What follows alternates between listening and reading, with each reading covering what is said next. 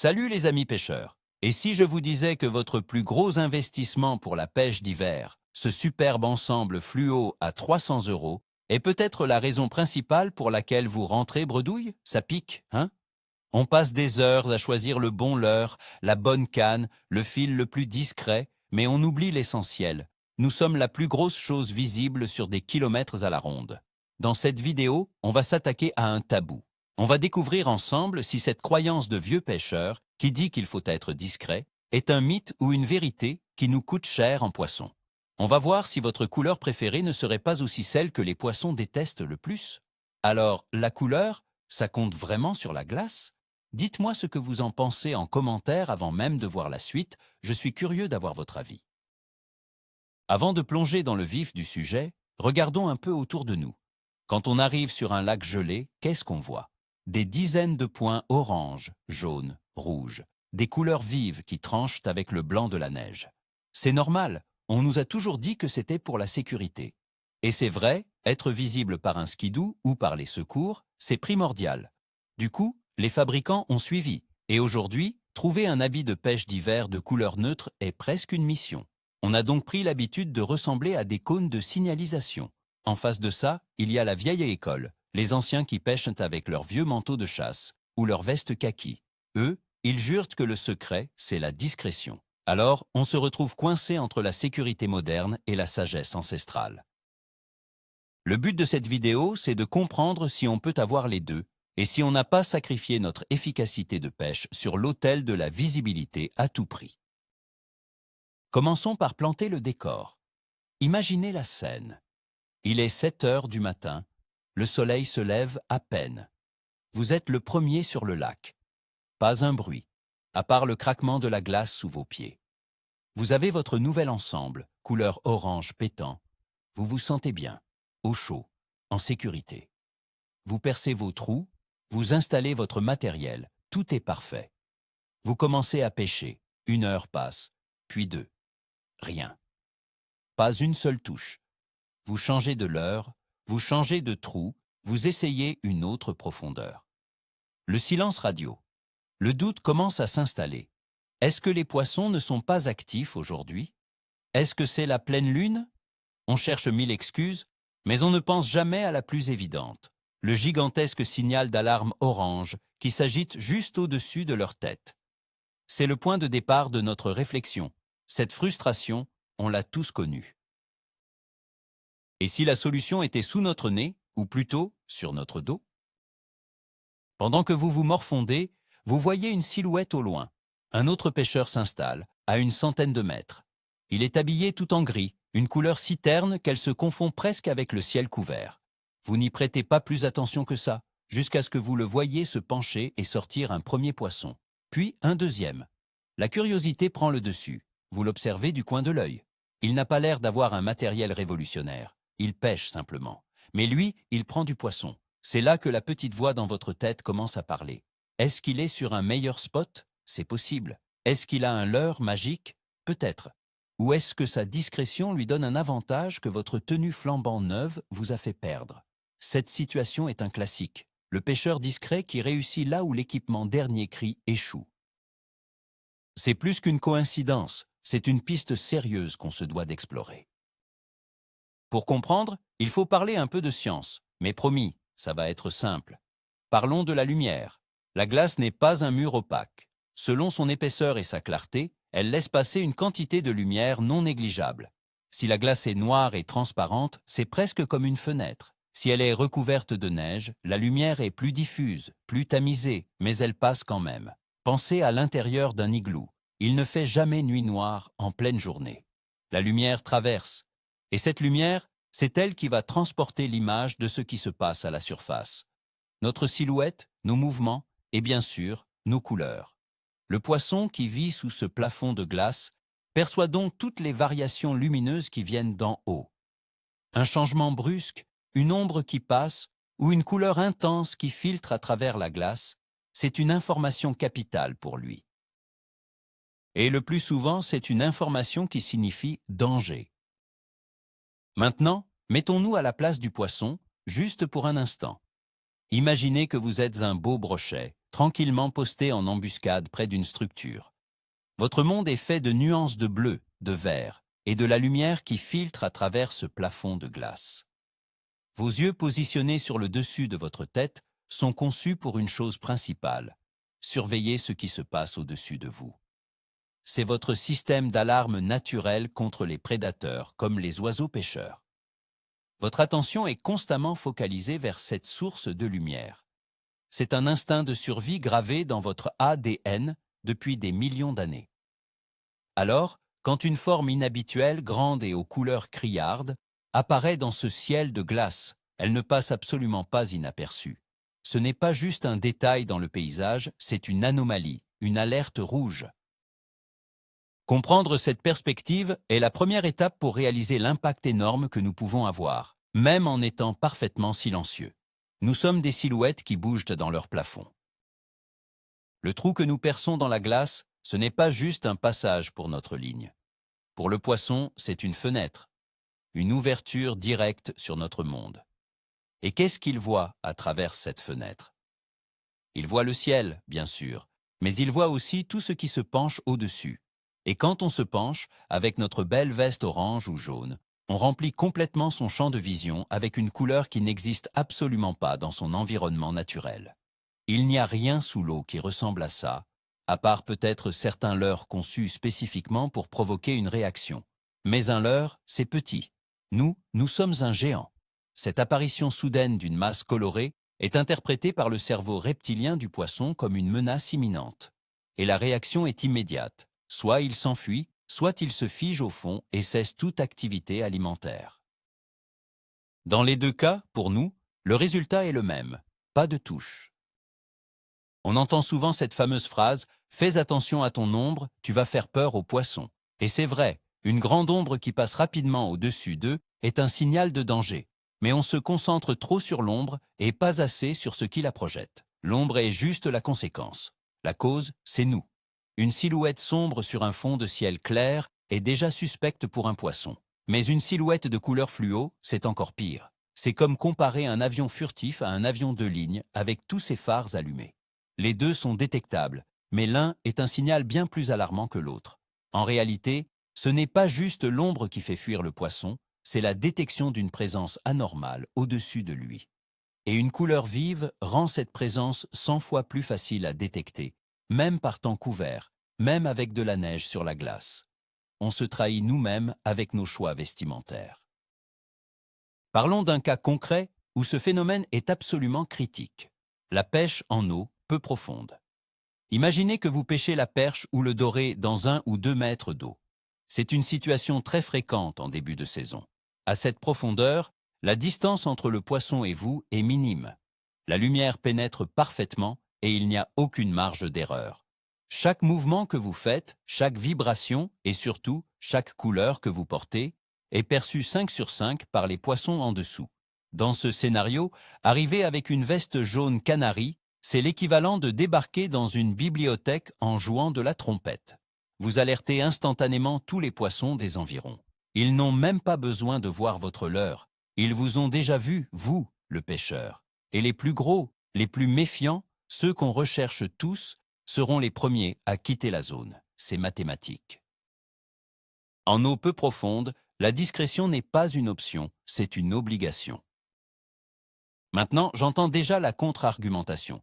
Oui, mais moi, je pêche le touladi par 10 ou 15 mètres de fond, alors ça ne change rien.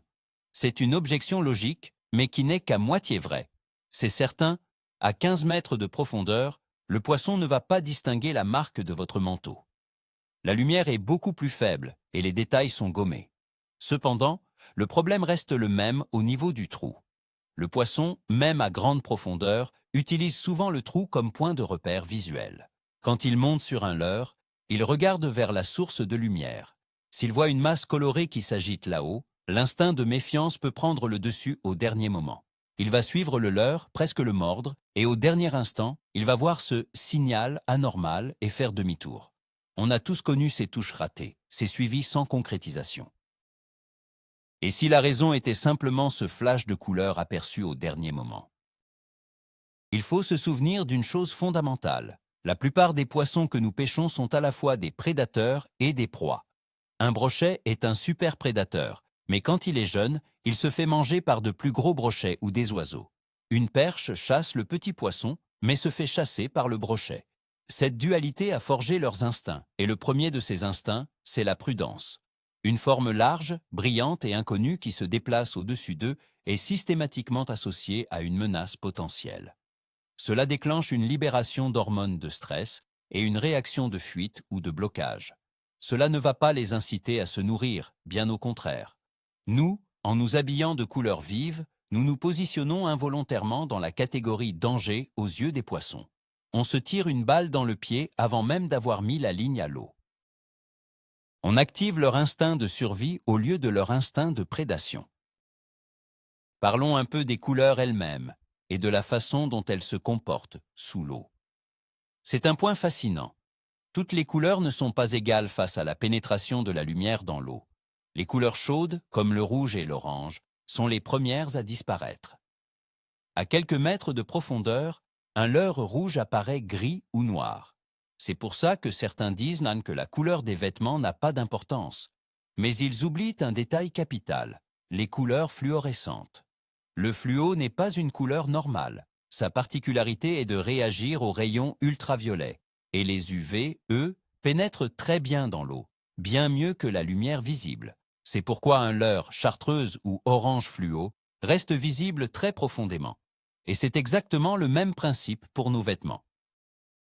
Notre veste orange fluo ne fait pas que refléter la lumière du soleil, elle brille, sous l'effet des UV, la rendant encore plus visible et anormale pour un poisson. Ce qui rend les vêtements fluorescents si efficaces pour notre sécurité est précisément ce qui les rend si contre-productifs pour la pêche. Le fluo fonctionne en absorbant la lumière ultraviolette, invisible pour nous, et en la restituant sous forme de lumière visible, ce qui lui donne cet aspect éclatant, presque lumineux. Même par temps gris et couvert, il y a énormément d'UV. Ces rayons traversent les nuages, la neige et la glace. Votre veste se transforme donc en une sorte de phare pour les poissons. Elle ne se contente pas d'être orange, elle émet de la lumière dans des longueurs d'onde qui tranchent radicalement avec le reste de l'environnement aquatique. C'est un signal hyper stimulant. Pour un poisson, c'est comme si quelqu'un allumait un gyrophare au-dessus de sa tête. Il est impossible de l'ignorer. Et face à un stimulus aussi intense et non identifié, la réaction la plus sage pour un animal sauvage est toujours la même, la fuite. Pour illustrer tout ça, faisons une petite expérience de pensée, que certains ont d'ailleurs réalisée en vrai. Prenez deux pêcheurs, avec exactement le même niveau, le même équipement, les mêmes leurres. Placez-les à 20 mètres l'un de l'autre, sur une zone où le poisson est présent. Le premier pêcheur porte un ensemble de camouflage neige ou une tenue gris foncé. Le second porte l'ensemble orange fluo dernier cri. Il pêche de la même manière pendant 3 heures. À votre avis, quel sera le résultat à la fin de la journée? Dans la grande majorité des cas, le pêcheur discret aura eu significativement plus de touches et de captures. Ce n'est pas de la magie, c'est de la logique. Il a simplement éliminé un facteur de stress majeur pour le poisson. Il a pu présenter son leurre à des poissons calmes et en mode alimentation, tandis que son voisin flashy présentait son leurre à des poissons alertes, méfiants, voire déjà partis. Faites le test vous-même avec un ami. Les résultats sont souvent sans appel. Il y a un autre élément crucial à prendre en compte, le mouvement.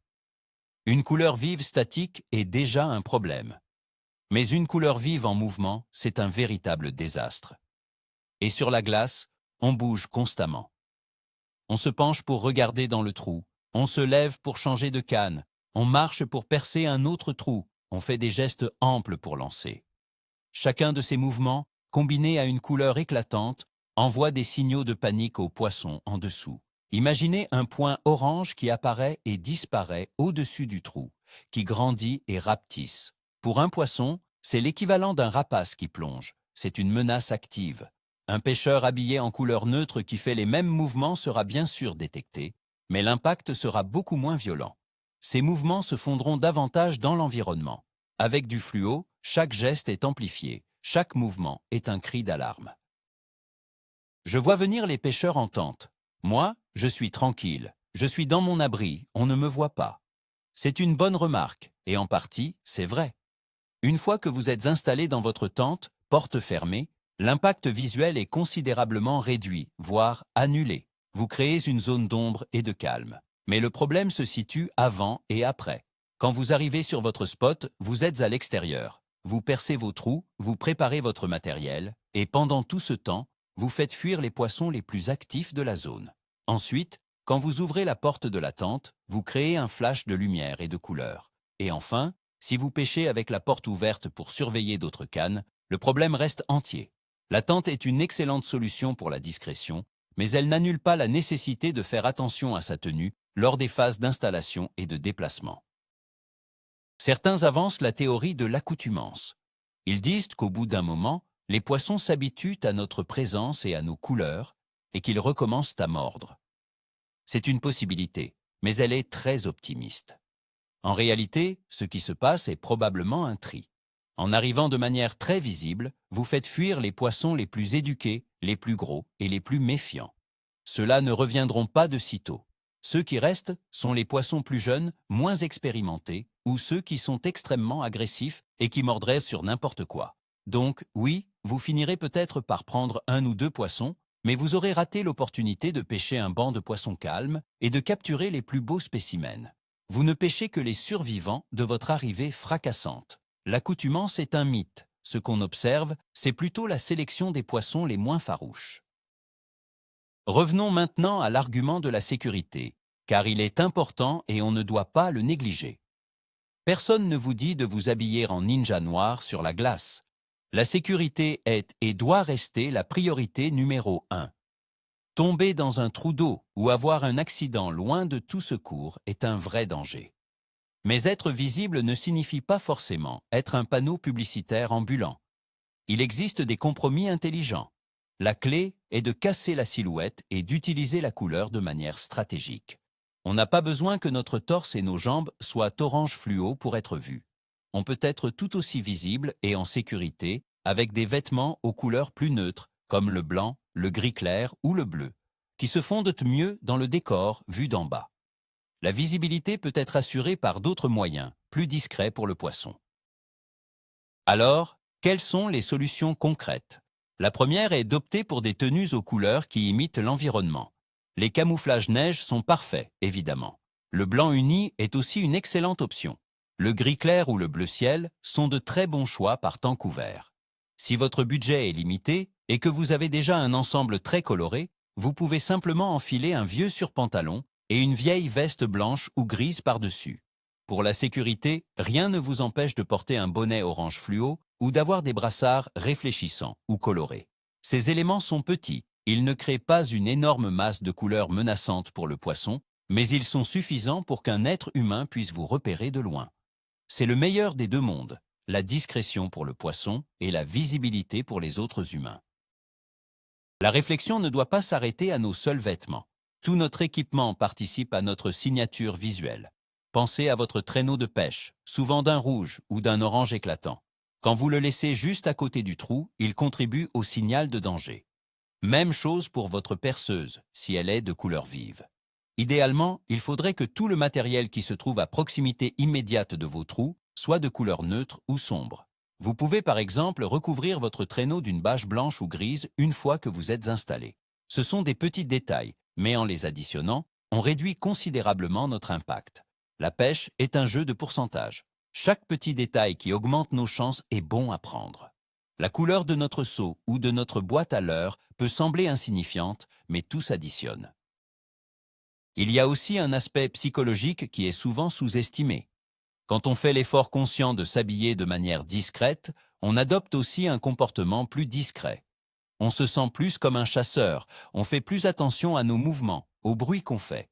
On entre dans une mentalité de furtivité. Cet état d'esprit a un impact direct sur nos actions. On va éviter de courir sur la glace, on va poser notre matériel plus doucement. À l'inverse, quand on est habillé comme pour aller à un festival, on se sent peut-être moins concerné par la discrétion. Inconsciemment, notre attitude change. Donc, choisir des vêtements discrets pourrait non seulement réduire notre impact visuel, mais aussi nous pousser à être de meilleurs pêcheurs, plus attentif et plus respectueux de l'environnement que nous visitons. C'est une approche globale de la pêche. Pour finir, regardons ce que font les professionnels. Observez les guides de pêche sur glace, ceux qui gagnent leur vie en faisant prendre du poisson à leurs clients, souvent sur des lacs avec une forte pression de pêche. Vous remarquerez que très peu d'entre eux portent des couleurs éclatantes. La plupart optent pour des tenues sombres, des camouflages ou des couleurs neutres. Ce n'est pas un hasard. Quand votre réputation et votre salaire dépendent de votre capacité à déjouer la méfiance des poissons les plus éduqués, vous ne laissez rien au hasard. Vous contrôlez chaque variable possible. Et la première variable, la plus évidente, c'est votre propre visibilité. Leur expérience sur l'eau, jour après jour, leur a confirmé ce que l'instinct nous dit. Pour s'approcher d'un animal sauvage, mieux vaut ne pas ressembler à un panneau de signalisation. C'est une leçon précieuse que nous devrions tous écouter. Voilà, on a fait le tour de la question. En résumé, oui, il y a de très fortes chances que votre belle veste fluo soit une des raisons de votre manque de touche, surtout en eau peu profonde. Le poisson voit vers le haut, les couleurs vives et en mouvement sont des signaux de danger universel dans la nature. Et la physique de la lumière ne pardonne pas. Le point le plus dingue dans tout ça, le vrai « voilà le truc », c'est qu'on dépense des fortunes pour avoir la canne la plus sensible qui détecte la touche la plus subtile, mais on porte sur nous un équipement qui empêche cette touche d'arriver. C'est le monde à l'envers. On s'inquiète du dernier millimètre de notre montage, mais pas du mètre 80 de couleurs vives qui le surplombe. Alors, la prochaine fois que vous irez sur la glace, pensez-y. Essayez de porter des couleurs plus discrètes, ne serait-ce qu'une fois. Faites le test. Vous pourriez être très, très surpris des résultats. Merci d'avoir regardé cette vidéo jusqu'au bout. Si ça vous a plu et que ça vous a fait réfléchir, mettez un gros pouce bleu, ça aide énormément la chaîne. Et bien sûr, abonnez-vous pour ne pas rater les prochaines vidéos. Maintenant, j'ai une question pour vous, pour lancer le débat dans les commentaires. Quelle est la plus grosse erreur de discrétion, que ce soit à cause des couleurs ou du bruit, que vous ayez vu ou faites vous-même sur la glace? Racontez-moi vos meilleures anecdotes, on va apprendre et rigoler un peu. Allez, à la prochaine.